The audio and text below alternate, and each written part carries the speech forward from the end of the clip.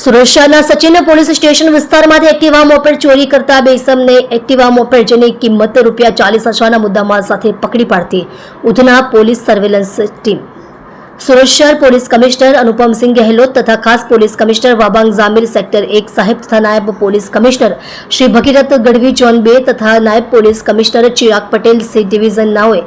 Bike ચોરી સંબંધિત બનતા ગુનાઓ ડિટેક્ટ કરવા સારું જરૂરી સૂચનાઓ આપેલ. ઉપરોક્ત સૂચના અનુસંધાને ઉધના પોલીસ સ્ટેશનના police inspector Shri S N. Desai સાહેબ નાઓના માર્ગદર્શન હેઠળ surveillance police sub inspector Shri M K. Ishrani નાઓના નેતૃત્વમાં સર્વેલન્સ સ્ટાફના માણસો સાથે પેટ્રોલિંગમાં હતા. તે દરમિયાન સાથે પોલીસ કોન્સ્ટેબલ